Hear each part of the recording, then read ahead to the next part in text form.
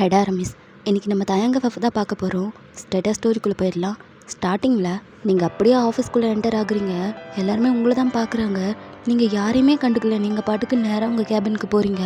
அந்தந்த team leaders தான் சொல்கிறாங்க இவங்க தான் புது சிஇஓ அப்படின்ட்டு. ஸோ எல்லாருமே பேசிக்கிறாங்க, புது சிஇஓ நல்லா இருக்காங்கப்பா அப்படின்ற மாதிரி. தென் அந்த டீம் லீடர்ஸ் எல்லாருமே உங்கள் கேபினுக்கு வராங்க. மேடம், என்னோட பேர் ஹான். வெட்டி பேச்சு பேசுகிறதெல்லாம் எனக்கு பிடிக்காது. இதுக்கு மேலே இந்த ஆஃபீஸில் தானே இருக்க போகிறேன். போக போக உங்கள் எல்லாத்தையும் பற்றி தெரிஞ்சுக்கிறேன். அதுக்கு முன்னாடி இந்த கம்பெனியை பற்றி மொத்த விஷயமும் எனக்கு தெரியணும். இந்த கம்பெனியோட சிஎஃப்ஓ யார்? மேடம், இதோ இவர் தான் லீ. எத்தனை வருஷமாக இங்கே இருக்கீங்க? மேடம், 2 இயர்ஸா? ஓ, அப்போ சரி. அந்த 2 வருஷத்துக்கான மொத்த ஃபினான்ஷியல் விஷயமும் எனக்கு வரணும். அந்த டீட்டெயில்ஸு, அப்புறம் போன வருஷத்துக்கான ப்ராஃபிட் அண்ட் லாஸு, இங்கே வேலை செய்கிற ஸ்டாஃப்ஸோட டீட்டெயில்ஸு, அவங்க எவ்வளோ நாள் லீவ் போட்டிருக்காங்க, எவ்வளோ நாள் வேலைக்கு வந்திருக்காங்க, இதை பற்றின மொத்த டீட்டெயில்ஸும் இன்னும் 10 நிமிஷத்துக்குள்ளே என் டேபிளில் இருக்கணும். மேடம், அதுக்கு முன்னாடி ஒரு மீட்டிங் தேவையில்ல. எனக்கு டைம் வேஸ்ட் பண்ணுறதெல்லாம் பிடிக்காது. மீட்டிங் நான் சொல்கிறப்ப அரேஞ்ச் பண்ணால் போதும். இப்போ போய் வேலையை பாருங்கள். 10 நிமிஷம்னா 10 நிமிஷம்தான். எனக்கு ஒரு செகண்ட் லேட்டானா கூட பிடிக்காது. சீக்கிரம் போங்க அப்படின்னு நீங்கள் செம்ம ஆட்டிடியூடாக சொல்கிறீங்க. அந்த டீம் லீடர்ஸ்க்கே ஜர்க் ஆகிடுது. ஸோ நீங்கள் கேட்ட மாதிரியே அந்த ஃபைல் எல்லாத்தையும் கொண்டு வந்து அடுக்கிட்டு இருக்காங்க. பாவம், எல்லாருக்கும் டயர்டே ஆகிடுது. ரொம்ப நேரமாக உங்கள் கேபின் பக்கம் தான் போயிட்டு வந்துட்டுருக்காங்க. ஃபைல்ஸ் வேறு நிறையா இருக்குது. நீங்கள் பேய் மாதிரி உட்காந்து படிச்சுட்ருக்கீங்க. ஸ்டாஃப்ஸ் எல்லாருமே பார்க்குறாங்க. அப்போ ப்ரீத்தி இருந்துட்டு, ஜஸ்னா என்னடி எல்லாருமே அந்த கேபின் பக்கமே தெரிஞ்சிட்ருக்காங்க? எனக்கும் அதான் புரியல. இதுக்கு முன்னாடி இவங்க இந்த மாதிரி பரபரப்பாக வேலை செஞ்சு நான் பார்த்ததே இல்லை. ப்ரீத்தி, சிஎஃப்ஓ கூட பாரு எப்படி அலைஞ்சிட்ருக்காரு. ஆமாண்டி, எனக்கு வேறு பக்குங்குது. இந்த சிஇஓ ரொம்ப ரூடாக இருப்பாங்க போலியே. பார்க்க அழகாக இருக்காங்க, ஏஞ்சல் மாதிரி நடந்துப்பாங்கன்னு நினச்சா இவங்கன்னு இப்படி பண்ணுறாங்க. நம்மளெல்லாம் புழிய போகிறாங்க. ஏய், நீ வேற பயமுடுத்தாதடி அப்படின்ற மாதிரி 2 பேர் பார்த்துட்டே வேலை செஞ்சிட்ருக்காங்க. சிஎஃப்ஓனா சீஃப் ஃபினான்ஷியல் ஆஃபீஸர். தென் அப்படியே ஈவினிங் எல்லார் ஃபோனுக்கும் நோட்டிஃபிகேஷன் போகுது. எல்லாருமே மீட்டிங் ஹாலுக்கு வாங்க, இன்றைக்கி மீட்டிங் இருக்குது அப்படின்ட்டு. கரெக்டாக 5:30க்கு வரணும் அப்படின்ற மாதிரி போட்டிருக்கு. ஸோ எல்லாருமே அதை பார்த்துட்டு அவங்கவுங்க வேலையை பார்த்துட்ருக்காங்க. 5:30 வரும்போது தான் எல்லாருமே கிளம்புறாங்க. மீட்டிங் ஹாலுக்கு வந்தால் நீங்கள் ஆல்ரெடி உள்ளே உட்காந்துருக்கீங்க. ஒரு சிலர் லேட்டாக வராங்க. நீங்களும் டைமை பார்க்குறீங்க. எல்லாருமே வந்ததுக்கப்புறமா தான் நீங்களும் எழுந்து போய் கையில் ஒரு ரிமோட் எடுக்கிறீங்க. மேலேருந்து அப்படியே ஒரு ஸ்க்ரீன் இறங்குது. மீட்டிங்கை ஸ்டார்ட் பண்ணுறதுக்கு முன்னாடி எல்லாரும் அவங்கவுங்க மொபைலை சைலண்ட்டில் போடுங்க, ஏன்னா எனக்கு எது டிஸ்டர்ப் பண்ணாலும் பிடிக்காது அப்படின்னு நீங்கள் சொன்னதுமே எல்லாருமே சைலண்ட்டில் போட்டுடுறாங்க. இந்நேரத்துக்கு எல்லாருக்கும் தெரிஞ்சிருக்கும் நான் தான் உங்கள் கம்பெனியோட சீஃப் எக்ஸிக்யூட்டிவ் ஆஃபீஸர் அப்படின்னு. சிம்பிளாக சொல்லணுன்னா சிஇஓ. இந்த கம்பெனியோட ஓனரும் நான் தான். இதை நான் ஏன் இப்போ சொல்கிறேன் அப்படின்னா, இந்த இயர் உங்கள் யாருக்குமே இன்க்ரிமெண்ட் கிடையாது அப்படின்னு சொன்னதும் எல்லாருக்குமே டென்ஷன் ஆகுது. ஏன்னா இன்க்ரிமெண்ட் இல்லையா அப்படின்ட்டு எல்லாருமே பேசிக்க ஆரம்பிச்சிட்டாங்க. Shoe, silence. இது என்ன மீன் மார்க்கெட்டா? அப்போ ஒருத்தர் எழுந்திரிச்சிட்டு, மேடம், அது எப்படி நீங்கள் வந்ததுமே எப்படி இன்க்ரிமெண்ட்டை கட் பண்ணலாம்? அது ஏன் எதுக்குன்றதுக்காக தான் இந்த மீட்டிங். உட்காந்து பொறுமையாக கேளுங்க அப்படின்றீங்க. அவரும் உட்காந்துக்கிறாரு. நீங்களும் அந்த ஸ்க்ரீனில் இப்போ இந்த கம்பெனியோட நிலவரம் என்ன அப்படின்ற மாதிரி காமிச்சிட்ருக்கீங்க. போன வருஷம் உங்கள் கம்பெனிக்கு 120% ப்ராஃபிட் கிடச்சிருக்கு. பட் இப்போது இந்த கம்பெனிக்கு சரியான ப்ராஃபிட் இல்லை. அது மட்டும் இல்லை, நீங்கள் யாரும் ஒழுங்காக வேலைக்கும் வரது கிடையாது, கொடுத்த ப்ராஜெக்டை முடிக்கிறதும் கிடையாது. நீங்கள் ஒழுங்காக வேலையை பார்த்துருந்தா இந்த அளவுக்கு லாஸ் ஆகியிருக்காது. அது மட்டும் இல்லாமல் இது உங்கள் பழைய சிஇஓ பண்ண லாஸ். இதுக்கு நான் என்ன பண்ண முடியும்? அப்போ ஒரு பொண்ணு எழுந்துட்டு, மேடம், என்னதான் இருந்தாலும் நீங்கள் இன்க்ரிமெண்ட்டில் கை வைக்காமல் வேறு ஏதாவது பண்ணுங்களேன். பண்ணுறேன். டெம்பரவரியாக வேலை செய்கிற எல்லாத்தையுமே வேலையை விட்டு தூக்கிடுறேன். நீயும் டெம்பரவரி ஒர்க்கர் தானே, அப்போ நீயும் வேலையை விட்டு போயிடு. உன் பேர் கூட ஏதோ லீலா தானே? ஆமாம், போன மாதத்துலேயே 6 நாள் லீவ் போட்டிருக்க. கொடுத்த ப்ராஜெக்டை எதுவுமே சரியாக முடிக்கல. அப்போது உன்ன மாதிரி ஆளுங்கள்லாம் வச்சுக்கிட்டு நான் என்ன பண்ணுறது? உன்ன மாதிரி வேலை செஞ்சிட்ருக்க டெம்பரவரி ஒர்க்கர் எல்லாத்தையுமே வேலையை விட்டு தூக்கிடுறேன். அப்புறமா யாரோட இன்க்ரிமெண்ட்லேயும் நான் கை வைக்க வேண்டிய அவசியம் இருக்காது அப்படின்னு நீங்கள் சொல்லும் போது ஜெஸ்னாவுக்கு வேறு கதி கலங்குது. அந்த பொண்ணாலேயும் எதுவும் பேச முடியல. அவ்வளோ அப்படியே சைலண்ட்டாக உட்காந்துக்கிறா. நீங்களும் இந்த கம்பெனியோட சிஎஃப்ஓ மிஸ்டர் லீ, கொஞ்சம் முன்னாடி வரீங்களா? அப்போ அவரையும் எழுந்து வராரு. என்ன மிஸ்டர் லீ, உங்கள் வேலையை நீங்கள் சரியாக பார்க்குறதில்ல போலியே. மேடம், அப்படி இல்லைல்ல, நான் கரெக்டாக தான் பார்க்குறேன். ஓ, கரெக்டாக தான் பார்க்குறீங்களா? ஆனால் போன மாதம் நீங்கள் எங்கேயோ உங்கள் ஒய்ஃப் கூட வெளியே போயிருந்துருக்கீங்க. வெளியே போகலை, வெளிநாடு போயிருக்கீங்க. வேற ஒரு கண்ட்ரியில். அவ்வளோ ஹாப்பியாக திரும்ப நீங்கள் வர்றதுக்கு 15 நாள் ஆகியிருக்கு. மேடம், என் ஒய்ஃபுக்கு அந்த கண்ட்ரி ரொம்ப பிடிக்கும், அதான் கூட்டிகிட்டு போனேன். நீங்கள் கூட்டிகிட்டு போகிறது கூட்டிகிட்டு போகாதது இதை பற்றி எனக்கு பிரச்சனை இல்லை. வந்ததுக்கப்புறம் உங்கள் வேலையை சரியாக பார்த்துருக்கணும்ல. ஆனால் எங்கே நீங்கள் பார்க்கலையே. மேடம், இல்லை, நான் பார்த்துட்டு தான் இருக்கேன். அப்போ நீங்கள் ஒரு ஃபைல் எடுத்து தூக்கி போடுறீங்க. அவருக்கு ஒரே அசிங்கமாக இருக்குது. அவரையும் எடுத்து பார்க்குறாரு. கம்பெனி தான் நஷ்டத்தில் போயிருக்கும்ல, அது ஆக்சுவலி கொஞ்சம் கொஞ்சமாக குறைஞ்சிருக்கும். அவர் கொஞ்சம் கவனிச்சிருக்கணும், பட் அவர் கவனிக்காமல் விட்டுருப்பாரு. நீங்கள் தானே இந்த கம்பெனியோட ஃபினான்ஷியல் ஆக்டிவிட்டீஸ்க்கெலாம் ரெஸ்பான்சிபிலிட்டி. நீங்கள் ஒழுங்காக வேலையை பார்த்துருந்தா இந்த அளவுக்கு நஷ்டம் ஆகி வாய்ப்பே இல்லை. நீங்கள் முதல்ல இதை கவனிச்சிருந்தீங்கன்னா இந்த அளவுக்கு பிரச்சனை வந்திருக்காது. நீங்கள் கரெக்டாக இதை கவனித்து ஃபினான்ஷியல் பிளானிங்கு, கம்பெனியோட ஸ்ட்ரென்த்து, வீக்னஸ் இது எல்லாத்தையுமே நோட் பண்ணியிருந்தீங்கன்னா இதுக்கு ஆக்ஷன் எடுத்திருப்பீங்க. ஆனால் எதுவுமே செய்யாமல் நீங்கள் வெளிநாடு போய் ஜாலியாக இருக்கீங்க. இதுக்கு முன்னாடி நீங்கள் எப்படி இருந்தீங்களோ அதை பற்றி எனக்கு கவலை கிடையாது. இதுக்கும் மேலே உங்கள் வேலையை நீங்கள் கரெக்டாக செய்யணும். இனிமேல் கம்பெனியோட ஃபினான்ஷியல் ரிப்போர்ட்ஸை மெயின்டைன் பண்ணுறதுலேருந்து அக்கௌண்ட்ஸ் எல்லாம் மேனேஜ் பண்ணுற வரைக்கும் நீங்கள் எல்லாத்தையும் கரெக்டாக பார்க்கணும். இந்த அக்கௌண்ட் டிவிஷன்ஸ் எதையுமே நீங்கள் விட்டுறக்கூடாது. நான் சொல்லணும்னு அவசியம் இல்லை, கரெக்டாக வேலையை பாருங்கள் அப்படின்ட்டு ஸ்டாஃப்ஸை பார்த்துட்டு, உங்கள் எல்லாருக்குமே இன்க்ரிமெண்ட் வேணுன்றது எனக்கு புரியுது, பட் ஒரு 4 மந்த்துக்கு உங்கள் ப்ராஜெக்டை கரெக்டாக பார்த்து முடிங்க அப்படின்ட்டு மற்ற டீம் லீடர்ஸையும் விடல. அவங்களையும் கண்ணா புண்ணான்னு பிடிச்சி திட்டி விட்டுடுறீங்க. மீட்டிங்கும் முடிஞ்சிருது. எல்லாருமே ஆஃபீஸ்லேருந்து வெளியே வராங்க. எல்லாருக்குமே உங்கள் மேலே சரியான காண்டு, என்ன பொம்பளடா இது அப்படின்ற மாதிரி திட்டிகிட்டே போகிறாங்க. ஜெஸ்னாவுக்கு ஒரு மாதிரி கஷ்டமாக இருக்குது, வேலையை விட்டு தூக்கிடுவாங்களோ அப்படின்னு யோசிச்சுட்டே இருக்கா. அப்போ அவள் மொபைல் ரிங் ஆகுது. அவளும் அட்டன் பண்ணி பேசுகிறா. அப்பா. ஜெஸ்னா, வீட்டுக்கு போயிட்டியாம்மா? இல்லைப்பா, நான் இன்னும் போகலை. என்னம்மா வாய்ஸே ஒரு மாதிரியாக இருக்குது? இல்லைப்பா, இன்னைக்கு புது சிஇஓ வந்திருந்தாங்க. அவங்க பேசுகிறதே ரொம்ப ரூடாக இருக்குது. கம்பெனி லாஸில் போயிட்டுருக்கறனால டெம்பரவரி ஒர்க்கர் எல்லாத்தையுமே வேலையை விட்டு தூக்குற மாதிரி பேசுகிறாங்கப்பா. என்னம்மா இதுக்கா இவ்வளோ டல்லாகிற? இந்த ஆஃபீஸ் இல்லைன்னா வேறு ஆஃபீஸு? அது எனக்கு புரியுதுப்பா, ஆனால் இவ்வளோ நாள் நான் இங்கே கஷ்டப்பட்டுட்டேன். அதே மாதிரி மற்ற ஆஃபீஸ்லேயும் போய் என்னால் கஷ்டப்பட முடியாது. அதான் கஷ்டமாக இருக்குது. ஐயோ, அதெல்லாம் ஒன்றும் இல்லைடா, எல்லாமே சரியாக போயிடும். கம்பெனி இப்போ லாஸில் போயிட்டுருக்குல்ல, அதனால் அப்படி சொல்லியிருப்பாங்க. நீங்கள் எல்லோரும் கரெக்டாக வேலை செய்ய ஆரம்பிச்சிட்டிங்கன்னா கம்பெனி நஷ்டத்தில் போகாமல் இருக்கும்ல. இதெல்லாம் நினச்சி ஃபீல் பண்ணாத. வீட்டுக்கு போயிட்டு சாப்பிட்டுட்டு நல்லா தூங்கு, சரியா? சரிப்பா. நீங்கள் எப்போப்பா வீட்டுக்கு வரீங்க? எனக்கு உங்களை பார்க்கணும் போல இருக்குது. இல்லைடா, என்னால் வர முடியாது கொஞ்ச நாளைக்கு. பிகாஸ் ஹாரா இன்னும் வீட்டுக்கு வரல. நான் ஏர்போர்ட் போய் பிக் பண்ணலான்னு நினச்சேன், ஆனால் அவள் முன்னாடியே கிளம்பிட்டாலாம். எங்கே இருக்கான்னு தெரில. எப்போ வேணால் அவள் வீட்டுக்கு வருவா. அதான் என்னால் வர முடியாதுமா, நீ வீட்டுக்கு போ. அப்போ அவளுக்கு டென்ஷன் ஆகிடுது. இங்கே பாருங்கப்பா, எனக்கு உங்களை பார்க்கணும். நாளைக்கு மார்னிங் நீங்கள் வீட்டுக்கு வரீங்க. இல்லைம்மா, என்னால் வர முடியாது.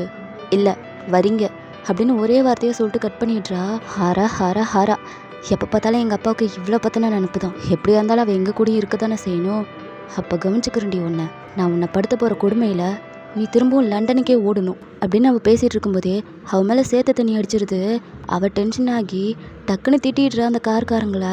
அந்த கார் அப்படியே ஸ்டாப் ஆகி நிற்கிது. அவளும் பயந்துட்டே பார்க்குறா. பக்கத்தில் வேறு யாரும் இல்லை. அவள் வேறு கெட்ட வார்த்தையில் திட்டியிருப்பாள்ல, ஸோ அதை நினச்சி வேறு பயப்படுறா. அப்போ தான் அந்த காரையே நோட் பண்ணுறா. இருட்டில் அவளுக்கு சரியாக தெரிஞ்சிருக்காது, இப்போ தான் நோட் பண்ணுறா. ஐயோ, இது அந்த சிஇஓட கார் தானே, போச்சு செத்தேன் அப்படின்னு அவள் வேறு யோசிச்சுட்ருக்கா. அப்போ கார்லேருந்து நீங்கள் இறங்குறீங்க, அங்கேருந்தே கூப்பிட்றீங்க இங்கே வா அப்படின்ட்டு. அவளும் பயந்துட்டே உங்ககிட்ட வரா. என்ன சொன்ன? Madam sorry. என்ன சொன்ன? Madam sorry madam. நான் உன்கிட்ட கேட்ட கேள்விக்கு மட்டும் பதில் சொல்லு. என்ன சொன்ன? கெட்ட வார்த்தையில் திட்டுற? அதுவும் ரோட்டில் நின்றுட்டு இப்படி தான் ஒருத்தவங்களை திட்டுவியா? இல்லை, சடனாக சேத்து தண்ணி அடிச்சிருச்சு, அதான் ஒரு கோவத்தில். நீ ஓரமாக நின்னா ஓ மேலே ஏன் சேத்து தண்ணி அடிக்க போகுது? ரோடு கார் போகிறதுக்காக தானே. சைடில் பிளாட்ஃபார்ம் இருக்குது, அதெல்லாம் உன்னால் நடக்க முடியாதா? ஸ்ட்ரைட்டாக ரோட்டில் நடந்துட்டு என்ன கெட்ட வார்த்தையில் திட்டுற? எவ்வளோ திமிரு உனக்கு. அப்போ அவள் அப்படியே குனிஞ்சிட்றா, மன்னிச்சிருங்க அப்படின்ட்டு. சாரி மேடம், நீங்கள் தான் தெரிஞ்சிருந்தா சத்தியமாக நான் அப்படி திட்டியிருக்க மாட்டேன். அப்போ வேறவங்களா இருந்தால் இப்படி தான் பேசுவியா? இல்லை மேடம், அப்படி இல்லை, ஏதோ கோவத்தில் தான் சொல்லிட்டேன், எதுவும் கோவப்படாதீங்க, சாரி மேடம் அப்படின்னு அவள் வேற சாரி சாரின்னு கேட்டுகிட்டே இருக்கா. நீங்கள் அவளை பார்த்துட்டு நக்கலாக சிரிச்சிட்டு கண்டுக்கவே இல்லை, கார் எடுத்துகிட்டு போயிட்டுறீங்க. அவள் வேற பார்க்குறா உங்கள் கார் போகிறதையே.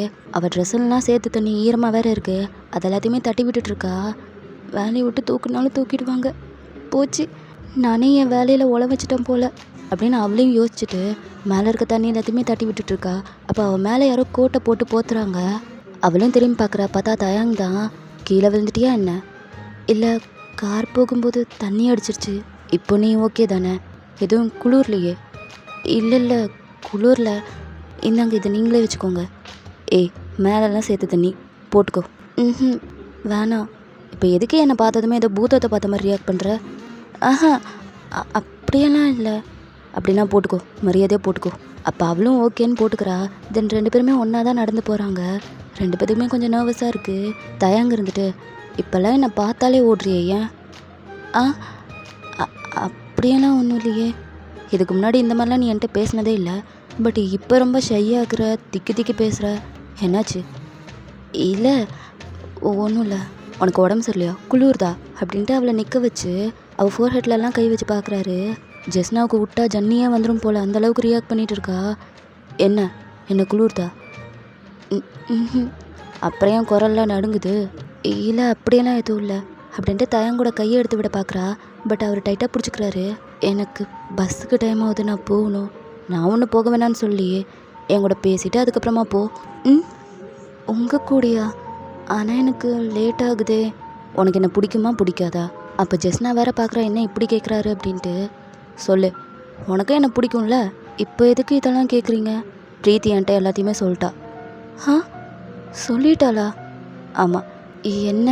என்னன்னு சொன்னா? அதான் மேடம் என்ன ஒரு 1 இயராக லவ் பண்ணிகிட்ருக்கீங்கள, அதை பற்றி சொன்னான். அப்போ அவளுக்கு ஒரு மாதிரி ஆகிடுது. இங்கே பாரு, நீ எப்போ தான் என்கிட்ட சொல்லுவேன்னு நானும் வெயிட் பண்ணிகிட்டே இருக்க முடியாது. இப்போ நான் சொல்கிறேன், எனக்கும் உன்னை ரொம்பவே பிடிச்சிருக்கு, நானும் உன்னை லவ் பண்ணுறேன் அப்படின்னு சொல்லிட்டு ஜெஸ்னாவை கிஸ் பண்ணிடுறாரு. அவள் எதிர்பார்த்துருக்கவே மாட்டா. அவள் செம்மையாக ஷாக் ஆகிடுறா. தென் அப்படியே கொஞ்சம் டேஸ் போகுது. ஜெஸ்னாவும் தாயாங்கும் லவ் பண்ணிகிட்ருக்காங்க. அவங்க லவ் ஸ்டோரியெலாம் ரொம்ப நல்லாவே போய்கிட்டு இருக்கு. இப்போ கேபினில் ஒரு ப்ரெக்னென்ட் லேடி ஏதோ ப்ராஜெக்டை தப்பாக பண்ணிட்டாங்கன்னு சொல்லிட்டு அவங்கள கண்ணா பின்னான்னு பிடிச்சி திட்டிகிட்டு இருக்கீங்க. அவங்க பாவம் அழவே ஆரம்பிச்சிட்டாங்க. நீ இப்படி அழுது சீன் போடுறதுனால நீ பண்ண தப்பு சரியாக மாறிடாது, ஒழுங்காக போய் கரெக்ட் பண்ணிட்டு வா அப்படின்ட்டு தூக்கி போடுறீங்க அந்த பேப்பர்ஸ் எல்லாத்தையுமே. அவங்களும் பாவம் குனிஞ்சு எல்லாத்தையும் எடுத்துகிட்டு இருக்காங்க. நீங்கள் கொஞ்சம் கூட கண்டுக்கவே இல்லை. வெளியே இருக்க ஸ்டாஃப்ஸ் எல்லாருமே பார்த்துருப்பாங்க. நீங்கள் என்ன திட்டினீங்க அப்படின்றதெல்லாம் கேட்கல. பிகாஸ் அது ஒரு கண்ணாடி ரூம் மாதிரி தான் உங்கள் கேபினு. எல்லாருக்குமே தெரிஞ்சிடுது நீங்கள் இந்த அளவுக்கு திட்டிருக்கீங்க அப்படின்றது. பாவம் அந்த ப்ரெக்னென்ட் லேடி வேறு அழுதுகிட்டே வெளியே வராங்க. எல்லோரும் மனசுக்குள்ளேயே திட்ட ஆரம்பிச்சிடுறாங்க. என்ன பொம்பளடா இது இந்த அளவுக்கு பேசுது, அந்த பொண்ணை இப்படி கஷ்டப்படுத்திடுச்சு அப்படின்ட்டு. தயங்கும் பார்த்துருப்பாரு. அவருக்கு உங்களை பார்த்தாலே கடுப்பாகுது. பக்கத்துலேயே தயங்கோட ஃப்ரெண்டும் உட்காந்துருக்கான். மச்சான் பாவண்டா அந்த பொண்ணு, என்ன பேச்சு பேசியிருப்பாளோ. அப்போ தயங்க இருந்துட்டு, ஆமாண்டா அவளும் ஒரு பொண்ணு தானே, அவளுக்கும் இப்படி ஒரு நிலமை வரும் பாரு, அப்போ தெரியும் அதோட கஷ்டம் என்னென்னு. சீவனா ஒவ்வொரு சீன் போடணுமா? என்ன பேச்சு பேசுகிறா? நான் ஏதோ ப்ராஜெக்டை கொண்டு போய் கொடுத்தேன்னா இது தப்பாக இருக்குது, அது நொல்ல இது நொல்லன்னு பேசுகிறாடா அப்படின்னு தயங்கு கூட சேர்ந்து கரிச்சு கூட்டிகிட்டு இருக்காரு. தென் இப்படியே தான் அந்த 4 மந்த்தும் போகுது. அங்கே இருக்க எம்ப்ளாயீஸ்க்கு யாருக்குமே உங்களை பிடிக்கவே இல்லை. நீங்கள் அதெல்லாம் கொஞ்சம் கூட கண்டுக்கவே இல்லை. யாரையுமே பாரபட்சம் பார்க்காம வச்சு செஞ்சிடுறீங்க. எல்லாருமே ஓவர் டைம் வேறு பார்க்க ஆரம்பிச்சிட்டாங்க. தென் இப்போ அப்படியே ஜெஸ்னா உங்கள் கேபினில் இருக்கா. அவளும் ஒரு ப்ராஜெக்ட் கொண்டு வந்திருக்கா. பட் அது உங்களுக்கு சுத்தமாகவே பிடிக்கல. நீங்கள் காஃபி குடிச்சிட்டு இருந்திருப்பீங்க. அதை வைக்கும்போது உங்கள் கை தவறி அப்படியே கீழே கொட்டிடுது. நீங்களும் பெருசாக பதட்டப்படல. அந்த கிளாஸை மட்டும் அப்படியே நிமித்தி வச்சுட்டு, நீ செஞ்சிருக்க ப்ராஜெக்ட் எதுக்கு யூஸ் ஆகும்னு தெரியுமா அப்படின்ட்டு காஃபி ஊற்றிருக்குல்ல, அதில் அவள் ப்ராஜெக்டை போட்டு துடைக்கிறீங்க. இதுக்கு தான் யூஸ் ஆகும், இதுக்கு மட்டும்தான் யூஸ் ஆகும், இதெல்லாம் ஒரு ப்ராஜெக்ட்னு இதை கொண்டு வந்து நீட்டுற. உன் ப்ராஜெக்ட் எவ்வளோ கன்றாவியாக இருக்குன்னு நான் சொல்லட்டுமா? அதுவும் சிம்பிளாக டைரி மில்கில் பஜ்ஜி போட்டால் நல்லா இருக்குமா? எவ்வளோ கேவலமாக இருக்கும். அந்த மாதிரி தான் இந்த ப்ராஜெக்டும். இதுவும் அவ்வளோ கேவலமாக இருக்குது, எடுத்துகிட்டு போ அப்படின்னு கத்தி விட்டுடுறீங்க. அவ்வளோ சோகமாக எடுத்துகிட்டு வெளியே போயிடுறா. இப்போ அப்படியே லஞ்ச் பிரேக்கில் அந்த ப்ரெக்னென்ட் லேடி தனியாக போய் உட்காந்து சாப்பிட்டுட்டு இருக்காங்க. அப்போ தான் ஜெஸ்னாவும் பிரீத்தியும் சாப்பாடெலாம் வாங்கிட்டு வராங்க. ஜெஸ்னாவும், அங்கே பாரு அந்த பொண்ணு தனியாக உட்காந்து சாப்பிட்டுட்ருக்காங்க, வா நம்ம அங்கே போகலாம். அங்கே எதுக்குடி? வா அங்கே எதுக்குடி போகணும்? பிரீத்தி, அவங்க பாவம் ப்ரெக்னெண்ட்டாக இருக்காங்க. இத்தனைக்கும் சிஇஓ வேறு அந்த பொண்ணை போட்டு ரொம்ப திட்டுறாங்க. பாவம் இல்லை, நம்ம அவங்க கூட இருப்போம், வா சும்மா போய் பேசுவோம், வந்ததுலேருந்து நம்ம பேசவே இல்லைல்ல அப்படின்னு சொல்லிட்டு ஜெஸ்னாவும் கூட்டிகிட்டு போகிறா. ஹாய். அப்போ அந்த லேடியும் நிமிர்ந்து பார்க்குறாங்க. நாங்கள் இங்கே உட்காரலாமா? அப்போ அவங்களும் ஓகேன்னு தலையாடுறாங்க. 2 பேரும் அங்கே உட்காந்துக்கிறாங்க. ஜெஸ்னாவும், உங்கள் நேம் என்ன? மோயா. நான் கேட்குறேன்னு தப்பாக எடுத்துக்காதீங்க. நீங்கள் ப்ரெக்னெண்ட்டாக இருக்கீங்க, இந்த மாதிரி டைமில் எதுக்காக இந்த மாதிரி ஆஃபீஸ்க்கெலாம் வேலைக்கு வரீங்க? வாஸ்தவம் தான், ஆனால் என்ன பண்ணுறது, நான் வந்தே ஆகணும்.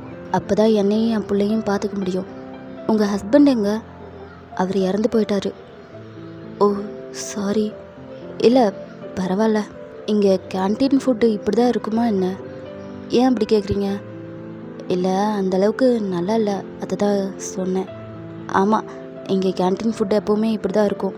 என்ன கேட்டால் நீங்கள் இங்கே சாப்பிட்றத அவாய்ட் பண்ணிவிட்டு வீட்டிலேருந்து சமைச்சு கொண்டு வரது தான் பெஸ்ட்டுன்னு நான் சொல்லுவேன். பிகாஸ் நீங்கள் ப்ரெக்னெண்ட்டாக வேறு இருக்கீங்கல்ல அப்படின்னு அவள் சொல்லிகிட்டு இருக்கும்போதே பிரீத்தி ஜெஸ்னாவோட கையை உரசுறா. ஜெஸ்னா அங்கே பாரு அப்படின்னு சொல்லிட்டு அவ டக்குன்னு எந்திரிச்சு நிற்கிறா. ஜெஸ்னாவும் பார்க்குறா. பார்த்தா நீங்கள் உள்ளே வரீங்க. ஜெஸ்னாவும் எழுந்து நிற்கிறா. அங்கே இருக்க ஸ்டாஃப்ஸ் எல்லாருமே உங்களை பார்த்துட்டு எழுந்து நிற்கிறாங்க. மோயாவும் எழுந்து நிற்கிறா. அப்போ நீங்களும் மோயா கிட்ட வரீங்க. அவள் வேற முழிக்கிறா, நம்மக்கிட்ட ஏன் வராங்க அப்படின்ட்டு. அப்போ நீங்களும் மோயா கிட்ட அவளோட ஐடி கார்டை கொடுக்குறீங்க. அவளும் வாங்கிக்கிறா. இனிமேலாவது பத்திரமா பார்த்துக்க அப்படின்னு சொல்லிட்டு போகலான்னு திரும்புறீங்க. அப்போ மோயா டக்குன்னு, மேடம் ஒரு நிமிஷம். என்ன? இல்லை, இதை கேட்குறது தப்பாக சரியான்னு எனக்கு தெரியல, பட் இருந்தாலும் கேட்குறேன். இந்த கேன்டீனில் ஃபுட்டு இப்படி தான் இருக்குமா? ஏன் அப்படி கேட்குற? ஃபுட்டு சரியில்லை, அதான் கேட்குறேன். நான் மட்டும்தான்னா அட்ஜஸ்ட் பண்ணிட்டு சாப்பிட்ருவேன், பட்டு என் வயிற்றில் ஒரு குழந்தை இருக்குது. இத்தனைக்கும் நிறைய பேர் இந்த ஃபுட்டை சாப்பிட்றாங்க, அதுக்காக தான். அப்போ நீங்களும் அவளை பார்த்துட்டே இருக்கீங்க. சுற்றி இருக்கவங்க எல்லாருமே இந்த பொம்பளைக்கிட்ட ஏன் கேட்டா அப்படின்ற மாதிரி பார்க்குறாங்க. இதுக்கு ஏதாவது ஆக்ஷன் எடுங்க மேடம், கேட்டது தப்பாக இருந்தால் மன்னிச்சிருங்க அப்படின்னு அவள் சாரி சொல்கிறா. நீங்கள் எதுவுமே கண்டுக்கல, நீங்கள் பாட்டுக்கு அங்கேருந்து போயிடுறீங்க.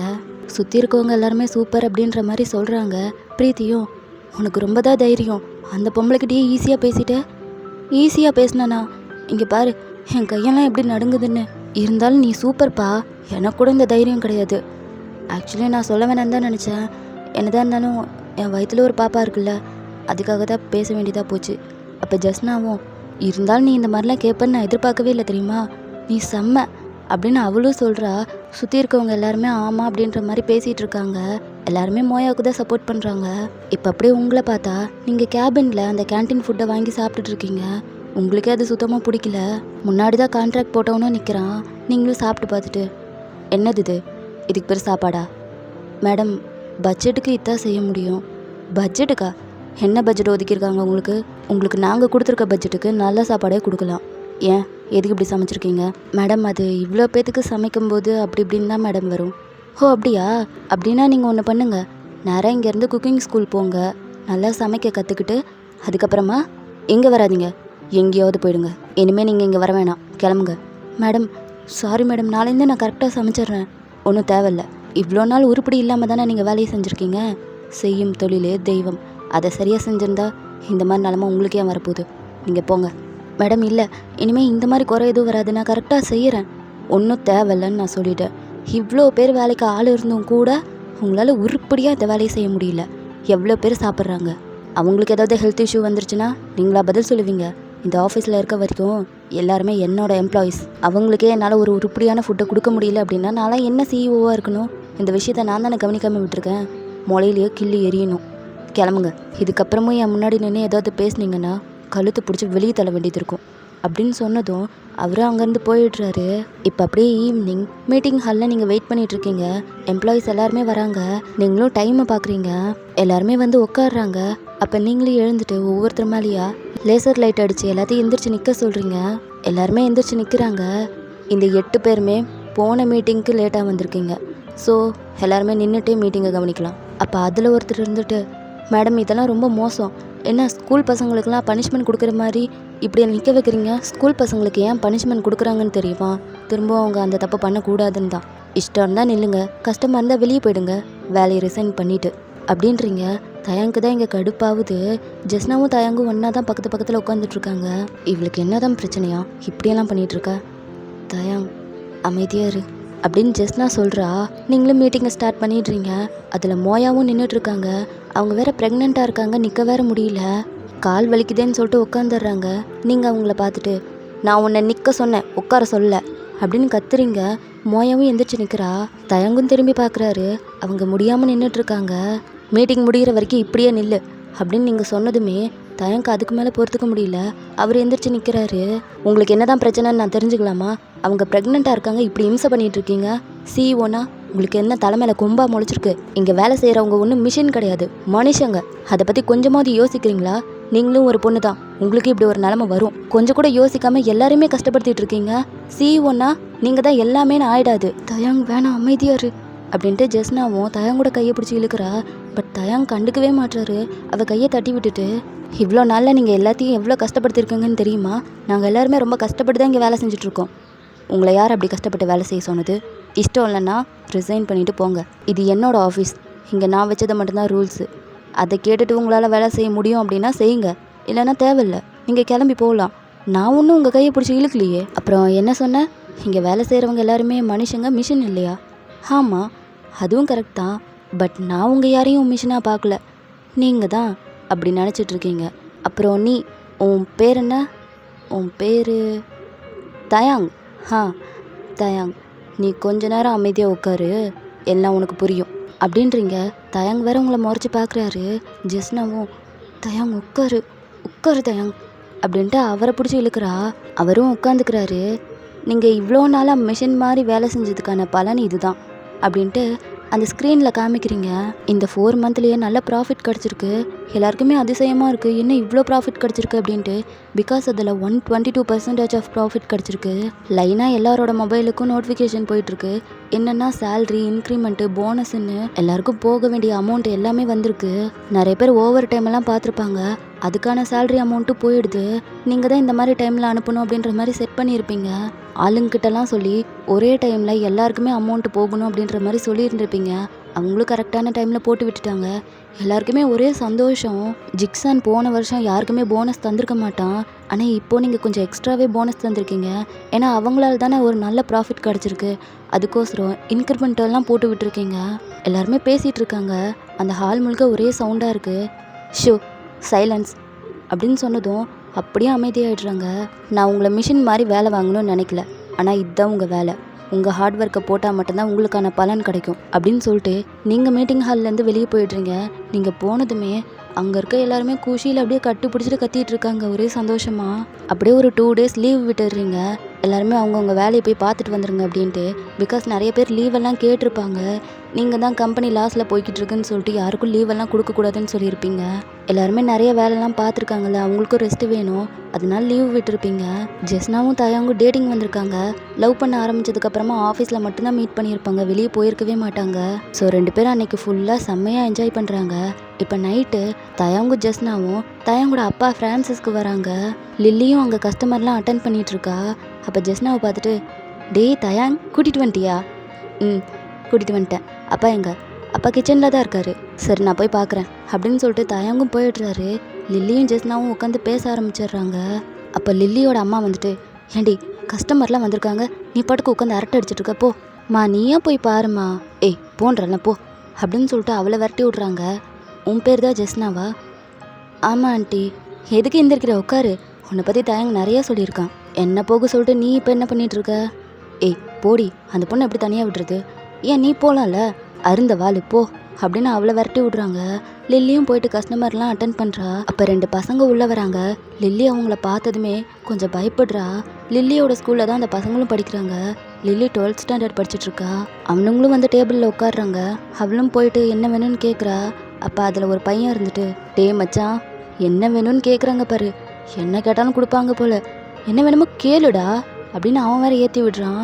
அப்போ லின்னு இருந்துட்டு, என்னம்மா என்ன கேட்டாலும் கொடுப்பியா? உங்களுக்கு சாப்பிட்றதுக்கு என்ன வேணும்? அப்படி கேட்கணும், என் புத்தி எங்கெங்கேயோ போகுதுல்ல. எனக்கு ஃப்ரைடு சிக்கன் எடுத்துகிட்டு வா. இவனுக்கு சிக்கன் சூப்பு. ஓகேவாடா? ஓகே மச்சான். சீக்கிரம் போ அப்படின்றான். லில்லியும் போகிறா. அவங்க அப்பாவும் தயாங்கும் நின்று பேசிக்கிட்டே குக் பண்ணிகிட்ருக்காங்க. என்னடா உனக்கு அந்த பொண்ணு அவ்வளோ பிடிச்சிருக்கா? ஆமாப்பா, ரொம்ப பிடிச்சிருக்கு. லவ் பண்ண ஆரம்பிச்சிட்டோம். அடுத்ததான் என்ன, கல்யாணம் தானே? ஆமாப்பா, பட் அவங்க அப்பா அம்மா வீட்டில் போய் பேசணும். நீங்களும் அம்மாவும் போய் பேசுகிறீங்களா? அண்ணா சிக்கன் சூப்பும் ஃப்ரைடு சிக்கனும் ஆர்டர் பண்ணியிருக்காங்க. ஒரு 5 நிமிஷம் இரு. அண்ணா சீக்கிரமாக கூட. ஏய் இருடி, இவன் வேற என் அவசரம் புரியாமல் அப்படின்னு லில்லி வேற யோசிக்கிறா. நான் போய் பேசுகிறதுல பெரிய விஷயம் கிடையாது, பட் அவங்க அப்பா அம்மாவுக்கு தெரியுமா உன்னை பற்றி? தெரியும் தான் சொன்னா. இருந்தாலும் நீங்கள் 2 பேர் போய் பேசிட்டு வந்துடுங்க ஒரு மரியாதைக்கு. அதுவும் சரிதான். அப்படின்னா நானும் அம்மாவும் நாளைக்கே போய் பேசிடுறோம். ஓகேப்பா அப்படின்னு தயாங் சந்தோஷப்படுறாரு. லில்லிக்கிட்டேயும் அந்த ஆர்டரை கொடுத்து விடுறாங்க. அவளும் கொண்டு போய் வைக்கிறா. அவள் வைக்கும்போது அந்த லின் பையனும் வாங்குறதுக்காக வரான். வேணும்ன்ட்டு அவள் கையை உரசுறான். அது அவளுக்கு ஒரு மாதிரி ரொம்ப அருவருப்பாக இருக்குது. எப்போதுமே அவன் இங்கே சாப்பிட வந்தானா இந்த மாதிரி தான் பண்ணிகிட்ருக்கான். இந்த மாதிரி லில்லியை டச் பண்ணுறது அது அவளுக்கு பிடிக்கவே இல்லை. இருந்தாலும் அவளாலையும் எதுவும் செய்ய முடியல. கஸ்டமர் ஆச்சு, அமைதியாக தான் போகணும் அப்படின்ற மாதிரி அவள் சைலண்ட்டாக இருக்கா. அவளும் கொடுத்துட்டு ஓடிடுறா. இந்த பசங்க அவள் ஓடுறத வேற பார்த்து சிரிக்கிறானுங்க. ஜெஸ்னாவும் தயாங்கோட அப்பா கிட்ட பேசுகிறா. அவருக்கும் ஜெஸ்னாவை ரொம்ப பிடிச்சிருக்கு. அவளும் கொஞ்ச நேரம் பேசிட்டு ரெஸ்ட் ரூம் போயிட்டு வரேன்னு சொல்லிட்டு ரெஸ்ட் ரூம் வரா. ரெஸ்ட் ரூமில் யாரோ அழுவுற மாதிரி சத்தம் கேட்குது. யார் உள்ளே உட்காந்து அழுதுட்ருக்கா அப்படின்ட்டு லைட்டாக டோர் ஓப்பன் பண்ணுறா. ஓப்பனில் தான் இருக்குது. உள்ளே பார்த்தா லில்லி தான் உட்காந்து அழுதுட்ருக்கா. லில்லி, என்னம்மா என்னாச்சு இங்கே உட்காந்து அழுதுட்ருக்க? அப்போ அவளால் சுத்தமாக தாங்கிக்க முடியல. அப்படியே ஜஸ்னாவை ஹக் பண்ணி அழ ஆரம்பிச்சிட்றா. லில்லி அழாத ப்ளீஸ். இல்லை, என்னால் தாங்கிக்க முடியல. இப்போ என்ன ஆயிடுச்சுன்னு இப்படி அழுதுட்ருக்க? அந்த பையன் என்னை ரொம்ப தொந்தரவு பண்ணிகிட்டே இருக்கான். எந்த பையன்? அதான் அந்த லின்னு. ஸ்கூல்லையும் இப்படி தான் என்னை இம்சை பண்ணுறான். இங்கே வந்து என்னை விட மாட்றான். இரு, எனக்கு கொஞ்சம் தெளிவாக சொல்லு. இங்கே பாரு, என்னை பார்த்து சொல்லு. அது ஸ்கூலில் லின்னுன்னு ஒரு பையன் ஒரு நாள் என்னை லவ் பண்ணுறதா சொன்னான். எனக்கு பிடிக்கலன்னு நான் சொல்லிட்டேன். அதுக்கப்புறமா எங்கள் அப்பாவோட ஃப்ரான்சிஸ்க்கெலாம் வந்து என்னை போட்டு டார்ச்சர் பண்ணுறான். என்னாலேயும் எதுவும் பண்ண முடியல. சாப்பிட என்ன வேணும்னு கேட்டால் கூட தப்பு தப்பாக பேசுகிறான். இந்த விஷயத்த நீ உங்கள் வீட்டில் சொன்னியா? இல்லை, சொல்லிடலான்னு இருக்கேன். என்ன உளர்ற நீ? நீ சொல்லிட்டா இதெல்லாம் சரியாக போய்டுன்னு நினைக்கிறியா? உன் அண்ணன் அந்த பையன்கிட்ட சண்டைக்கு போவான். உங்கள் அப்பாவுக்கும் கெட்ட பேர் வந்து சேரும். அது மட்டும் இல்லை, ஃப்ரான்சிஸ்க்கே பெரிய கெட்ட பேர் ஆகிடும். இப்போ நான் என்ன செய்யட்டும்? இதெல்லாம் கொஞ்சம் பொறுத்துக்கோ. நான் இதுக்கு ஏதாவது ஒரு முடிவு பண்ணுறேன். இந்த மாதிரி விஷயம்லாம் நடக்கிறது சகஜம்தான். இதெல்லாம் நீ தான் தாண்டி போகணும். உங்கள் அப்பா கிட்ட அண்ணா கிட்ட சொல்கிறது இப்போதைக்கு சரியில்லைன்னு தோணுது. உனக்கு புரியுதா? அப்படின்னு அவளை கன்வின்ஸ் பண்ணுறா. பட் லில்லிக்கு ரொம்ப கஷ்டமாக இருக்குது. அவளுக்கு என்ன பண்ணுறதுனே தெரியல. தென் நெக்ஸ்ட் டே ஆஃபீஸில் நீங்கள் கேபினில் இருக்கீங்க. உங்களுக்கு ஏதோ பார்சல் வந்திருக்குன்னு சொல்லிட்டு கொண்டு வந்து கொடுக்குறாங்க. நீங்களும் வாங்கி ஓப்பன் பண்ணி பார்க்குறீங்க. அதில் புதுசாக ஒரு ஏர்பாட்ஸ் இருக்குது, கூடவே ஒரு லெட்டர் இருக்குது. நீங்களும் ஓப்பன் பண்ணி படிக்கிறீங்க. இது எங்களோட நியூ ப்ராஜெக்ட்டு, யூஸ் பண்ணி பாருங்கள், உங்களுக்கு பிடிச்சிருந்தா இன்வெஸ்ட் பண்ணுங்கள் அப்படின்ற மாதிரி போட்டிருக்கு. லாஸ்ட்டாக பை ரெனோவா அப்படின்னு போட்டிருக்கு. நீங்களும் அந்த ஏர்பாட்ஸ் எடுத்து கனெக்ட் பண்ணுறீங்க. ஒரு சாங்கை ப்ளே பண்ணிக்கிட்டு அப்படியே உட்காந்து ஃபைலெல்லாம் பார்க்க ஆரம்பிக்கிறீங்க. கொஞ்ச நேரத்துக்கு அப்புறமா தயங்குள்ளே வராரு. உங்களை பார்த்துட்டு, மேடம், நான் உங்ககிட்ட கொஞ்சம் பேசணும். அப்போ நீங்கள் கவனிக்கல, குனிஞ்சிட்டு உங்கள் வேலையை பார்த்துட்ருக்கீங்க. தயங்கும் டேபிளில் தட்டுறாரு. அப்போ தான் நிமிர்ந்து பார்க்குறீங்க. நீங்களும் உங்கள் காதில் இருக்க ஏர்பாட்ஸை எடுத்துகிட்டு, என்ன, உங்ககிட்ட கொஞ்சம் பேசணும். என்ன பேசணும்? நீங்கள் ஏதோ ஃப்ரான்சிஸ்லாம் க்ளோஸ் பண்ண போகிறீங்களாமே? ஆமாம், எதுக்கு மேடம் அதெல்லாம் க்ளோஸ் பண்ணுறீங்க? அதை பற்றி உனக்கு என்ன? எங்கள் அப்பாவோட ஃப்ரான்சிஸும் அந்த லிஸ்ட்டில் இருக்குது, அதனால தான் கேட்குறேன். ஹோ, உங்கள் அப்பாவும் இருக்கா அப்படின்ட்டு தயங்க பார்க்குறீங்க. இங்கே பாரு, உங்கள் அப்பாவும் தான் அந்த லிஸ்ட்டில் இருக்குது அப்படின்னா சரியான வருமானம் வரலன்னு அர்த்தம். எனக்கு ப்ராஃபிட் இல்லாத இடத்துல நான் என்ன செய்கிறது? அந்த இடத்த வச்சிட்ருக்கிறதே வேஸ்ட்டு தான். அதை க்ளோஸ் பண்ணிட்டு அதுக்கான லைசன்ஸை நான் வேறு யாருக்கோ கொடுக்குறேன். மேடம், எனக்கு புரியுது, ஆனால் எங்களுக்கு கொஞ்சம் டைம் கொடுங்க. டைம் கொடுத்தா என்ன செய்வீங்க? இவ்வளோ நாள் டைம் இருந்துச்சுல்ல, என்ன செஞ்சுட்டு இருந்தீங்க அப்படின்னு கேட்டதும் தயங்கு என்ன சொல்கிறதுனே தெரியல. இங்கே நின்று டைம் வேஸ்ட் பண்ணாமல் கிளம்பு. அப்போ தயங்கும் நீல் டவுன் பண்ணிடுறாரு. நீங்களும் பார்க்குறீங்க என்ன பண்ணுறான் அப்படின்ட்டு. மேடம் ப்ளீஸ், நான் அன்றைக்கி எல்லோரும் முன்னாடியும் அந்த மாதிரி பேசுனதுக்காக என்னை பழி வாங்கணுன்னு இப்படி பண்ணாதீங்க. தயவு செய்து எனக்கு கொஞ்சம் டைம் கொடுங்க. நான் பர்சனல் வெஞ்சன்ஸ் எல்லாம் வச்சுக்கிட்டு எதையும் பண்ண மாட்டேன். வெளியே போ அப்படின்னா எனக்கு கொஞ்சம் டைம் கொடுங்க. நீங்கள் டைம் மட்டும் கொடுத்தா போதும், நான் எல்லாத்தையும் சரி பண்ணிடுறேன். பழைய மாதிரி ஃப்ரான்சிஸை ஒரு நல்ல நிலைமைக்கு கொண்டு வந்துடுறேன். உங்களுக்கு சரியான வருமானமும் வந்துடும். தயவு செய்து புரிஞ்சுக்கோங்க. அந்த ஃப்ரான்சிஸை நம்பி தான் என் குடும்பமே இருக்குது அப்படின்னு சொன்னதும் நீங்கள் வேறு யோசிக்கிறீங்க டைம் கொடுக்கலாமா வேணாமான்னு. பிகாஸ் இதே மாதிரி 6 ஃப்ரான்சிஸை க்ளோஸ் பண்ண போகிறீங்க. தயங்கோட அப்பாவுக்கு தான் 7வது இடத்துல இருக்குது. இப்போ தயங்குக்கு டைம் கொடுத்தா மீதி இருக்கவங்களுக்கும் டைம் கொடுக்க வேண்டியதாக இருக்கும். அதை பற்றி வேறு திங்க் பண்ணுறீங்க. அப்போ நீங்களும் எழுந்துட்டு, எந்திரி. இல்லை, நீங்கள் டைம் கொடுக்குறேன்னு சொல்லுங்கள். டைம் கொடுக்குறேன், எந்திரி அப்படின்னு சொன்னதும் தயங்கும் எழுந்து நிற்கிறாரு. உனக்கும் மீதி இருக்கவங்களுக்கும் சேர்த்து 1 மாதம்தான் டைம் தருவேன். அதுக்குள்ளே 3 வருஷத்துக்கு முன்னாடி வந்த வருமானம் திரும்பவும் வரணும். இதில் எந்த விதமான கண்டிஷன்ஸும் கிடையாது. ஸோ 1 மந்த்து தான் உனக்கு டைம். தேங்க்யூ மேடம், கண்டிப்பாக எல்லாத்தையும் நான் சரி பண்ணிடுவேன். சரி கிளம்பு. அப்புறம் மேடம், எனக்கு ஒரு 1 மந்த்து லீவ் வேணும். லீவா? லீவ் எதுக்கு? உங்கள் அப்பாவோட ஃப்ரான்சிஸில் வேலை பார்க்குறதுக்கா? ஆமாம் மேடம், அதுக்கு தான். ஆஃபீஸ் டியூட்டி பார்த்து பழகினவன் நீ, அதெல்லாம் உன்னால் பண்ண முடியுமா? இல்லை, என்னால் முடியும். ஆஃபீஸ் டியூட்டிக்கு முன்னாடி நான் அந்த வேலை தான் செஞ்சிட்ருந்தேன். கண்டிப்பாக என்னால் முடியும். அப்போ நீங்கள் வேறு தாயங்க பார்த்து முறைக்கிறீங்க. முடியாதுன்னு மட்டும் சொல்லிடாதீங்க. என்ன பண்ணுறது?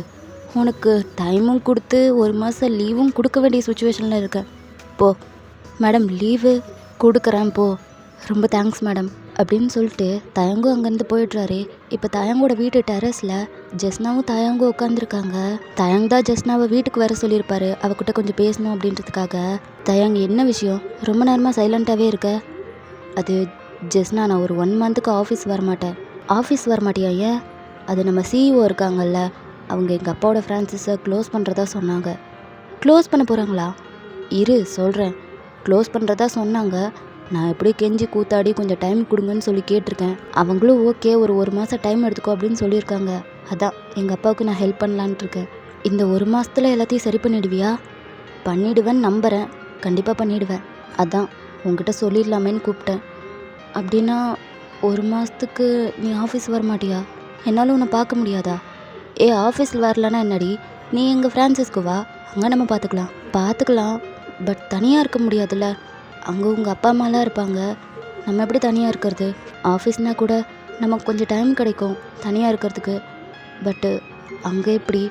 ஹோ, மேடம்க்கு அதுதான் ரொம்ப கவலையாக இருக்குது போல். பின்ன இருக்காதா?